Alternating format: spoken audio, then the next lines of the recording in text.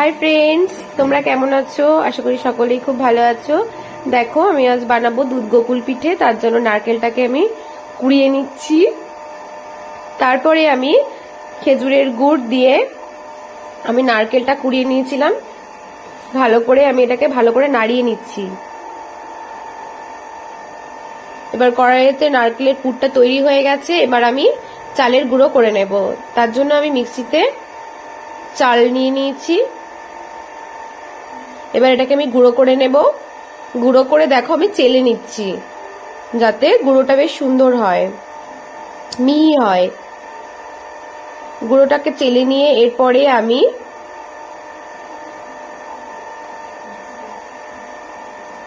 দেখো আমার এদিকে পুরটাও রেডি হয়ে গেছে।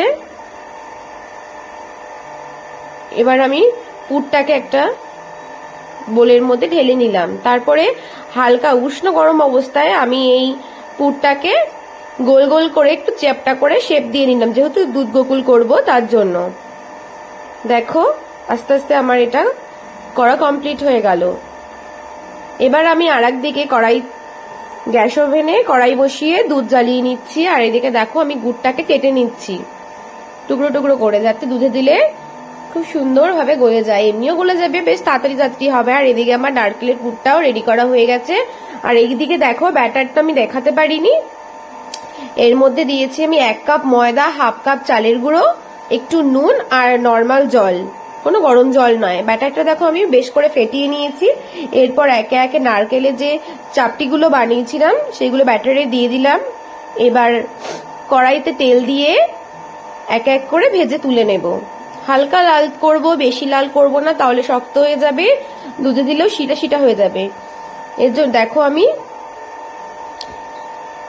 কেমন ভাবে করছি। এইভাবে যদি তোমরা তৈরি করো, তোমাদের পিঠে অবশ্যই নরম তুলতুলে হবে। এবার আমি দুধটা ভালো করে জাল দিয়ে তার মধ্যে গুড় দিয়ে দিলাম, খেজুরের গুড়। দেখো দুধটা ভালো করে ফুটে উঠলে এরপর আমি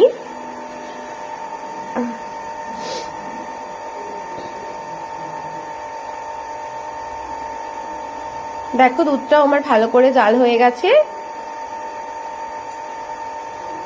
এরপরে আমি একে একে পিঠেগুলো ছেড়ে দেব। দেখতেই পাচ্ছ। আর তোমরা কারা কারা গোকুল পিঠে খেয়েছো অবশ্যই আমাকে কমেন্ট করে জানিও। আর আমরাও বানালাম, খেতে তো দারুণ লাগবে। দেখো কি সুন্দর নরম তুলতুলে গোকুল পিঠে হয়েছে। একটা লাইক করো, কমেন্ট করো, আমাদের চ্যানেলটিকে সাবস্ক্রাইব করে দিও। আর দেখো বাবাকে খেতে দিয়েছি বানিয়েই প্রথম, যে বললাম বাবা তুমি খেয়ে বলো কেমন হয়েছে।